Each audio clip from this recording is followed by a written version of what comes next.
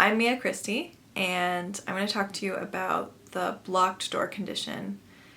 I paint and I draw and I garden and I cook and I do interior design projects and I love Pinterest. So I'm a creative person, and I have heard people say this thing that I don't believe, where they'll say, I'm not a creative person, about themselves, okay? Or they'll say, I'm just not creative, or I'm not artistic. They say it about themselves. And I have just experienced that even people who don't think of themselves that way can tap into their creativity with a couple of exercises.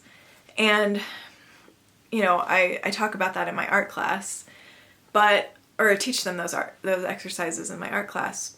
But then I wanted to talk about just kind of generally some things you can do to get past what I call the blocked door condition. And I'll say a little bit about the blocked door condition. I call it that. It's just a term I made up because, well, we're only limited by our imagination. I think Einstein said that, I think. And we're only limited by our imagination, so if you think you're not creative, it's just a limit in your mind. And so I quite literally see it as a place in our mind that a lot of us don't get to go to, because it requires like shifting into a different state. And like for all you know, it's there. It's just behind this like locked door.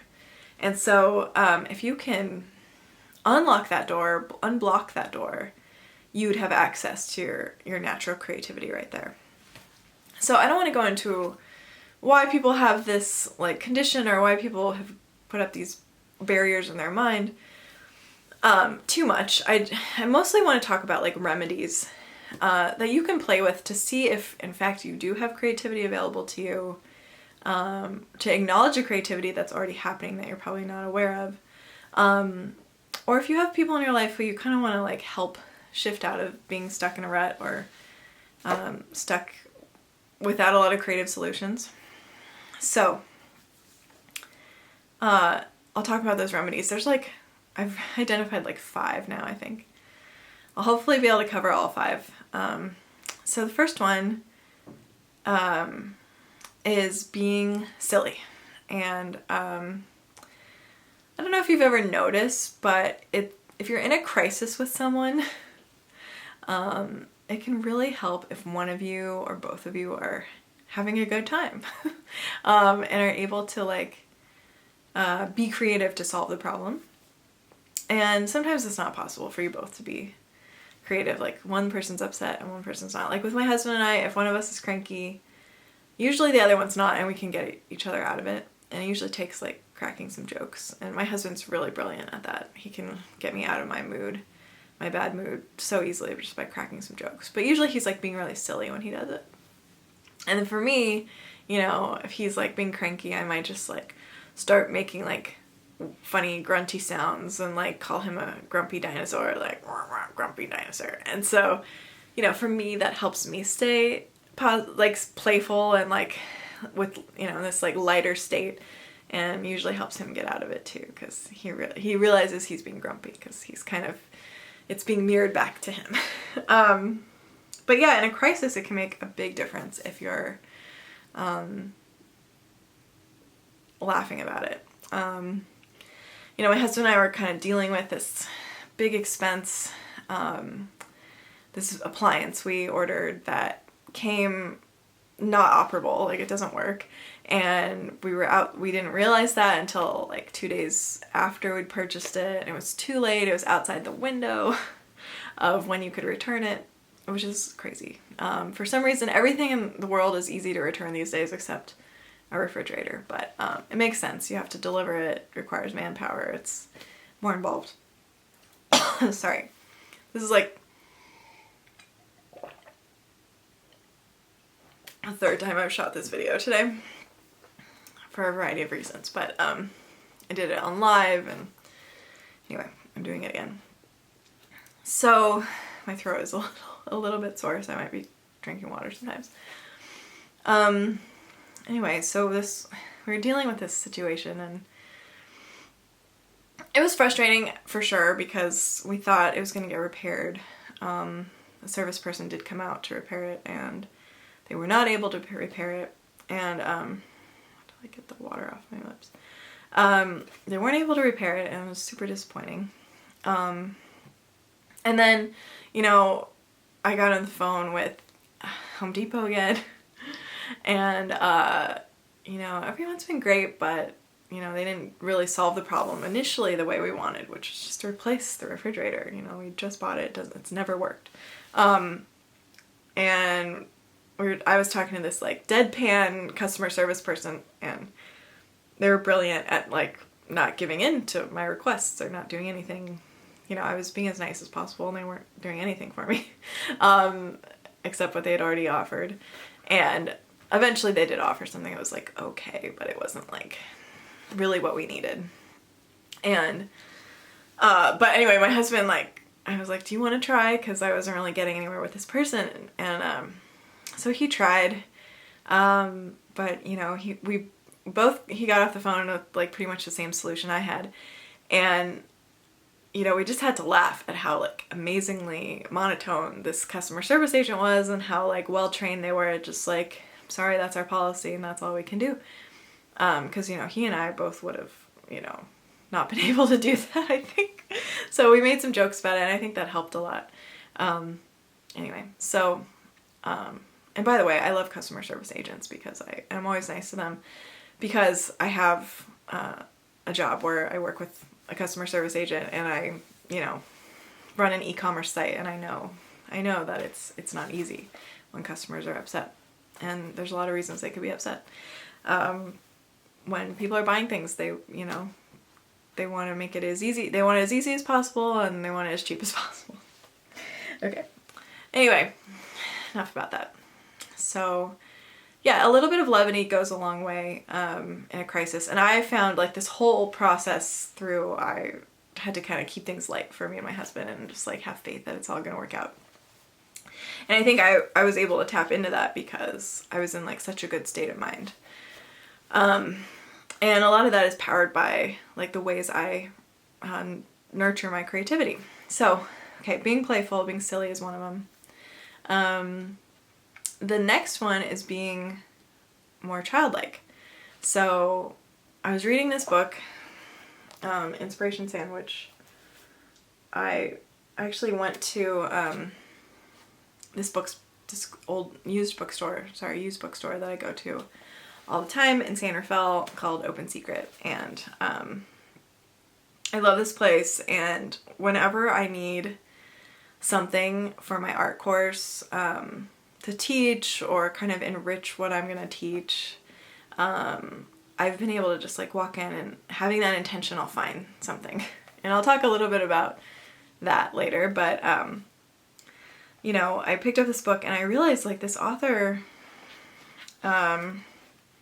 is really very childlike in her content. So, you know, she has these like colorful pages, all of it's handwritten, hand-drawn, colorful pages and like funny drawings. And, you know, I'm reading some of this stuff and it's like rather ridiculous. You know, yes, there's like some tips and tricks, but there's also like little stories. Like she has this whole story about watching snails. About how like snails are kind to other snails. There's more to this story. It's kind of like not safe for work, but she like watches snails make love.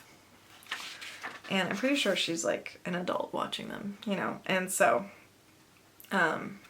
she tells you, if snails ever bother your plants, you can ask them to stop. Snails are quite responsive to kind requests. I mean, absurd. Or if you have stubborn snails, make a compost pile just for them. I mean, this is like a true gardener who wrote this. Who loves animals, I guess. Anyway, absurd things like that. And it's kind of like, just when you hear something odd or absurd, sometimes it just like wakes your brain up and has you think a little differently. And I think that this whole book is designed to do that.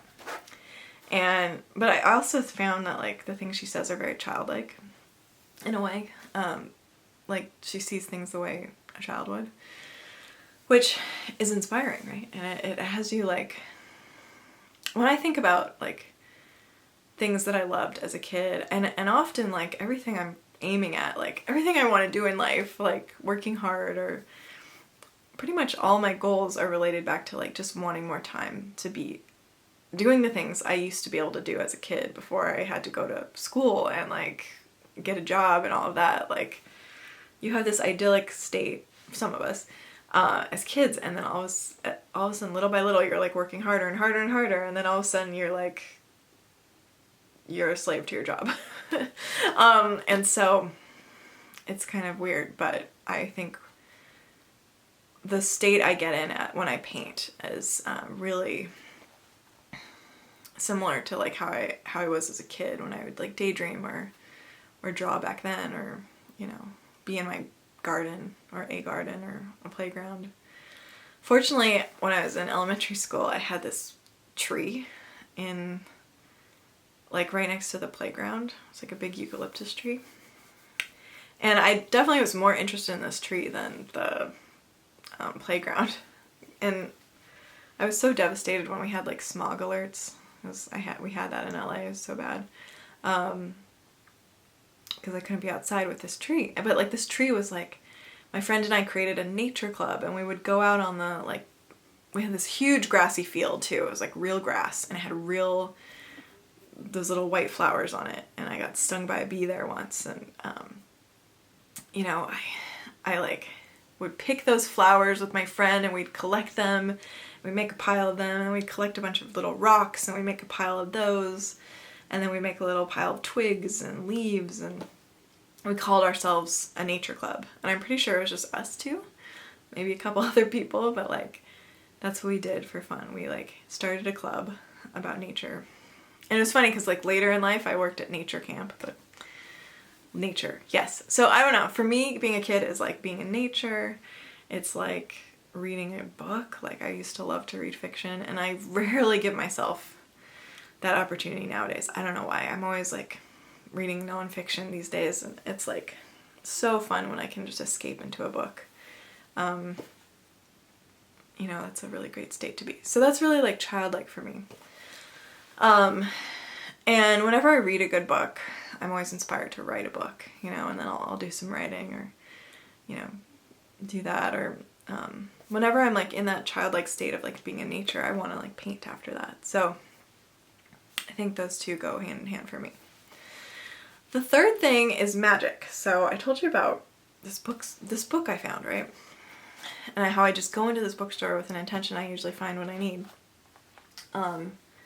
It's kind of a magical bookstore to begin with. It's like a new agey relic of Marin when it was like a hippie kind of place. Marin has kind of lost that.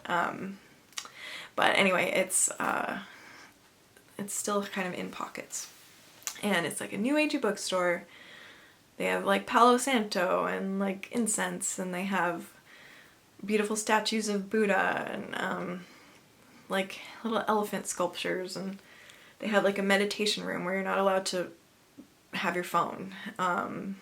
They have like events, like a stage where people do readings and stuff. And then they have a bunch of used books, and then they have a bunch of new books, but mostly used books. And they sell chai, which is like really good chai. So they're just like kind of a magical bookstore that is kind of a hidden gem, open secret. And so I've been going there, and I used to never buy anything there, but ever since I started teaching art online, I've like had this intention of like, when I go in there, I'm going to find something that will help support my students. And so I like go in and I find these books. And this one was perfect for this video because I wanted to remember like what helps people get unblocked. And I came up with this idea, this blocked door condition, weeks before I went into the bookstore. I had planned this for a while, and then as soon as I needed it, I read this the night before, and it kind of helped me flesh out this concept, or at least freedom from that concept. So, magic. So I think that place is magic for me. Like, it works like magic. But there's all these things in my life that are magical. Like, I could be having like a lot of weird thoughts, like negative thoughts, and then I might finally have like a positive kind of reassuring thought, and then boom, I'll see like the number 444 or 333 or 222 or 111, or, you know, I'll see those numbers and I'm like, oh, okay, I guess I'm on the right track with that. And like it happens a lot where I'm just like having this thought or having this moment and in my mind, and then these numbers like remind me like I'm okay. And like that's what it means for me. That's like the message I get from it. And then there's other weird things like coincidences, which, you know, apparently the odds are pretty good that there'd be coincidences in life. And a lot of people attribute a lot of meaning to them, but I actually like attributing meaning to coincidences. I don't think I'm going to stop. But, you know, I could be thinking about someone and then I'll hear from like a mutual friend, or, you know, I'll have just thought about someone and they pop up on Instagram and they don't post that often, or something weird, you know, like those are small things, but there's bigger things like where it feels like there's something else going on, something else at work in our lives besides random chance. And I think like the people we meet, you know, have like the people who are in our life at the times we meet them, and that has a lot to do with something going on. So, anyway, being able to be open to magic or see little moments of like miracles, or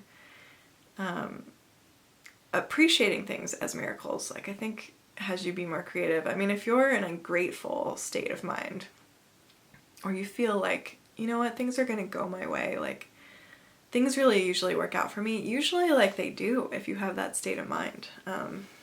So I recommend thinking of magic or noticing magic. It's happening all around us, but I think we don't really acknowledge it that much, so, or see it. So when you can, that's a great access to creativity, because when you feel safe, it's a lot easier to just like indulge in making whatever you want. You know, people ask that question like, if you could do anything and you knew you'd be successful, or no one was gonna laugh at you, or, you know, you had all the time in the world, what would you do? A lot of people want to make stuff. And a lot of us just don't give ourselves that permission because like we don't feel safe. We're like, no, I gotta work hard, gotta keep my job, blah, blah, blah. So I hope that provides something. Okay, so the next thing to unblock that door in your imagination is, oh my god, I always forget it. Rest. It's rest. I don't know why. I'm like such a block on rest. Okay. Yeah. You cannot make great work when you're tired. I mean, that idea of like, okay, just do one more thing, or working your employees so hard that they're exhausted, like it just doesn't produce the best work. And so I think we kind of know this, and it seems like common sense, but resting is super important to like recharge your batteries, to like have you do your best. And I read a book recently called Rest, Why You Get More Done When You Do Less. And I've been applying that to my life. You know, it's definitely something I've taken on. And people are always like, how do you get so much done? But I really don't. I think it's just I just don't do that much, and I don't commit to that much. So, anyway, particularly in my personal life. But, okay, so rest. Yeah, so for me, like, there are some deep forms of rest. One of them is painting. You know, I can get into like a state of like trance almost, and kind of obsession with like every detail of a painting, like wanting to perfect it and like layering the paint and getting the texture right. And that can be, as long as I start, it could take me, 20 minutes, but it is more likely to take me 2 or 3 hours, you know, and happily, and be happy with the result. Of course, it's always great to start something for half an hour to an hour and then come back to it. That's always a great thing to do too. So that's a form of rest. Creativity for me is a form of rest, but it also helps my creativity to rest. So other things that are restful for me are like going for a long hike. Even though hikes are tiring on the body, they're incredibly restorative for the mind, you know, like just giving you that nature, like, break from technology and screens and stuff, is huge. So I like to do that. And then, the other thing is reading a book. And I know I talked about reading fiction. I think I did. Anyway, yes, I love reading fiction. It's, for me, like the best escape, like the best way to go on an adventure, you know. Of course, like I would love to like travel everywhere, you know, but then part of me also like knows I can go anywhere I want in a book, you know. And usually the adventures are wilder than I would go on just on my own. So the things that happen in books, and I'm sorry, I'm in my pajamas, not the top but the bottom, just because it's close to bedtime and I've been working on this for a little bit. So what was the last thing that you do for creativity? Is probably gonna escape me now.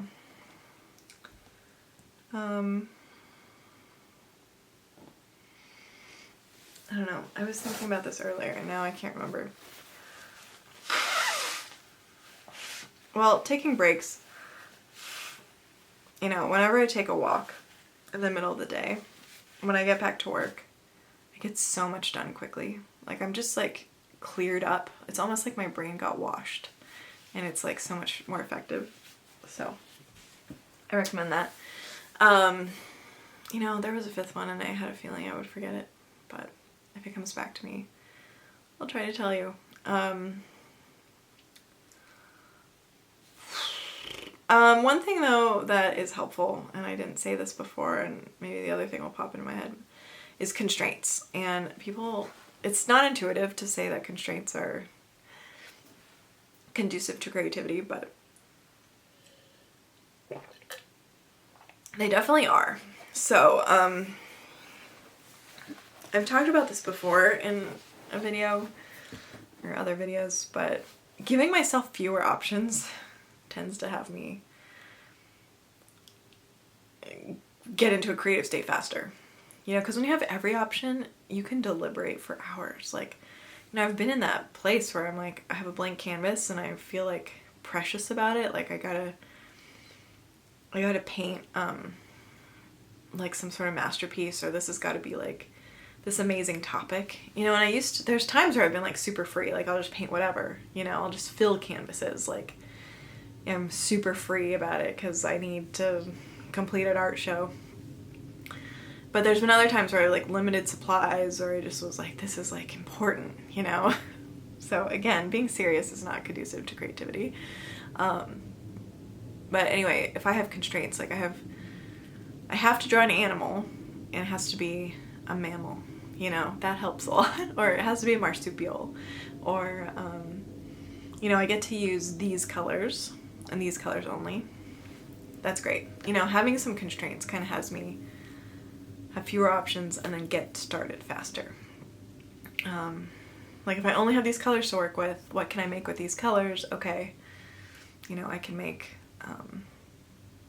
flowers, like the flowers that are these colors, or I can make a sky, and that's all it is, you know. And then it gets done, it gets started and it gets done faster. Okay, couldn't remember the other thing, but yeah, constraints are a great way to unblock creativity. I mean, if you have a narrower target, and people say this all the time about attracting business and marketing, having a niche is better. And it's just counterintuitive, but I think the same thing goes for like something you're creating. Like, you know, if you only have 280 square feet, you can only configure the space in so many ways for it to feel spacious, and you'll do that, you know. If you only have 3 books to choose from, it's easier to pick one if you have to read, you know. So, 3 paint colors helps a lot. 2 paintbrushes, 1 paintbrush. You know, it limits your choices maybe, but it's easier to make a decision. So I hope that's clear. Okay, well, anyway, I guess I can't remember what the other one was. This like idea came to me and I can't remember now what it was. But I do appreciate your time, and I hope that, you know, if you're finding yourself blocked, that you remember to try to play with it. Be silly, be playful. Like, get in touch with your childlike self, you know, try to recall what your baby, you know, baby version or child version of you would have done. Because they usually have great ideas. And then if you're open to it, you know, whether you call it God or the universe or whatever, like, look for magic. Like, maybe not seek it out, like, force it, but, like, notice interesting coincidences. Notice that something is beautiful or it seems placed just for you to find, you know. There are a lot of things just always showing up for us as opportunities or gifts that we probably are missing. So don't miss those. And then give yourself some constraints, you know, that'll help unblock creativity. Like, I can only make this gingerbread house out of gumdrops or something. I don't know, that's really random, but that's the only candy I can put on it. You know, you might cut up the gumdrops, you might like mash them, you know, you could like make different textures for your gingerbread house out of one type of candy. Go figure. So anyway, I hope that this has been helpful, and I'm going to be tuning in live next week, a couple times next week, Monday and Thursday, and I'm going to be just making more videos. So I hope that you can join me for those and just stay in that creative space. Okay, thanks so much.